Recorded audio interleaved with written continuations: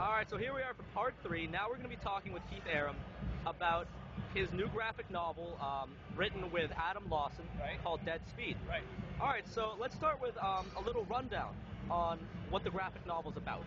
Sure. So Dead Speed takes place about 20 years in the future.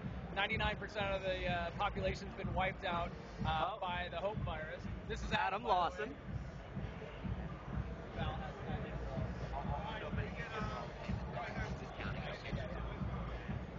Say hi, Adam. Hey, what's up, man? How's it going? That's right. I have the video camera that can turn the light on. It's pretty awesome. That's awesome. Exactly. Alright, so back to Keith Arem. So 20 years in the future, 99% of the population's been wiped out by the Hope virus, kind of an ironic name. And the last remaining outpost of humanity is held up inside a Rossmore prison, which is outside of Chicago. And the Hope virus basically takes you down organ at a time until it kills you. So the only way to survive is to get a new organ. And the rest of the population is riddled with the zombies who are the aftermath of the Hope virus. So what they do is they send the ex-convicts out from the prison, and they're called rippers, and all they give them is a shotgun, a machete, and a cooler chest. And these guys actually have to take their cars to give them about enough gas for about 80 miles, and they have to go outside the prison walls. The walls that kept the bad guys in now keep the zombies out. And what these guys have to do is find a downed body outside the prison walls, hack out a spleen or an organ, and bring it back for transplant within 20 minutes to save the survivors inside. And there are these guys called searchers, which are like these ironclad, sort of armored soldiers that help them spot the bodies. But these guys are silent. We don't ever hear from them. Anyway, our main character, Darren, on one of these runs, ends up going into the old CDC labs outside of the city, and he ends up finding this girl who's being held sort of in cryostasis, and they're pumping all this plasma out of her, and searchers are sort of guarding the base. So rather than let the zombies come in and eat this girl, he disconnects her. But what it does is it sets off a war between the humans and the searchers come wiping out everybody. And so it becomes this sort of three-way war between the humans, the searchers, and the zombies, and we start to realize what the origins of the searchers are and how the Hope virus kind of came into existence. So it's a sort of a big epic sort of zombie tale that takes place in this post-apocalyptic Chicago. So it's a fun read. It's about 120 pages, but man, you burn through it in less than an hour. It's just great. But It makes a great video game and a great film as well. So to clarify, then that means the Hope virus turns you into a zombie. That's right. Oh Not boy. so hopeful. Not so hopeful, definitely not. Alright, so as far as, you know, the whole graphic novel, comic book scene, where do you draw the line between what is and what isn't a graphic novel? Well, for us, I mean, a graphic novel is going to be something where it's going to be a self-contained story. Even if we end up doing sequels or prequels to it, the graphic novel has to be something where you can kind of see enough of the world where it's not going to be an episodic story where it's going to be told in 22 or 24 pages. It's going to be a one-shot story where we're going to do, you know, really great quality inner artwork, great cover, great paper stock, and just have a high production value to the project. Infex, our other book that just came out, has a metal cover. The new edition of Ascend actually has a leather cover, and we oversized it as an art book and has vellum pages. So we just wanted to do something where, in this day and age where everything is digital, and I work in a digital age where all my work is reproduced digitally, you find everything digitally. If you're going to go and pick up a book, that book actually has to have meaning, it has to have value. So for us to do a comic book that's $2 or $3, you can't really spend the money to actually make that really high quality. Whereas in a graphic novel, we can really put in the time and the effort to make it really good. Okay, and with the storyline from Dead Speed, did you draw this, you know, based on the characters, the storyline itself, based on, you know, real life events from people you know, yourself, and other mediums? Or was this something that, you know, you and Adam Lawson really just sat down and said, okay, you know, this is exactly what we'd like to do? I think what had happened was this story, a friend of ours, her mom about 10 years ago had actually died after an operation in the United States of mad cow disease. And what was weird is that you were hearing all these reports in England and all these other things of mad cow, but she actually died after a medical procedure that was here. And we realized that, you know, just the way that the mad cow disease works and all these other sort of factors. And I've always been just intrigued by biohazardous, contagious materials anyway with my bands and everything else.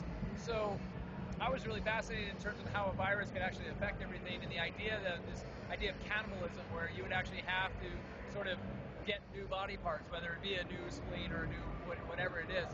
So And setting that in a post-apocalyptic world is even more horrific, because just how horrific it would be to be with this airborne virus where even the smallest scratch would mean you can become infected, and the fact that you would need a new organ and someone would have to put in this grizzled organ in a bad triage center. So that was sort of where the origin had come from. And I had started doing a lot of the artwork with Christopher about 2 years ago. Adam and I had hooked up this past couple of years. We're working on my new Frost Road motion picture, and we're working on a couple other projects together. And as the artwork was coming together, I realized that Adam and I really needed to collaborate, really write the book, and really get it sort of structured in a way that would translate into the graphic novel world. Adam is a great writer, and also has just a really good eye in terms of how to produce a film. And so the two of us started collaborating, and we actually then spent this past year writing the book and got it into production. And then as soon as it came out, it just started selling like hotcakes. This is the third convention we've been at it. We'll probably be selling out here. The first two sold out within the first 2 days. So we're hoping that we're going to keep going and keeping it going. Keep that momentum. Keep going. Excellent. All right, so are you a big comic book fan, graphic novel reader? Yeah, I mean, I love all the books. I've been buying so much over the past several years, and as I was mentioning earlier, the book that really got me into it was Arkham Asylum years ago, because the quality of the artwork and the quality of the story, and seeing Batman treated in such a dark fashion was so revolutionary, because I had only seen Batman as sort of a comic that I grew up as a kid, and to see it as something for adults, that actually just blew my world just right off the hinges, because it was a new way to reimagine Batman. And obviously we've seen that in films, and we've seen that in other mediums. To see it in what wasn't comic books and then come into graphic novels, that was fantastic. And you've seen that with Wolverine, you've seen that with all these other stories. And for me, that was really the inspiration to be able to take that into our project, is to do something that, for great books that I wanted to read, even if I'm not going to keep up on every single issue of every comic right now, I still have an appreciation for them, but I wanted to bring in people who also don't read graphic novels normally, but make something that's very approachable, but still also sometimes very entertaining. Okay, now, with your 3 graphic novels, the names are? So, Ascend was the first one, Infex was the second, and now Dead Speed is the new one. And our 4th project is going to be a graphic novel that's going to accompany our new motion picture, Frost Road. And Christopher Chai is doing the artwork on that one as well. And that book is already halfway done, and artwork is just spectacular. It's just phenomenal.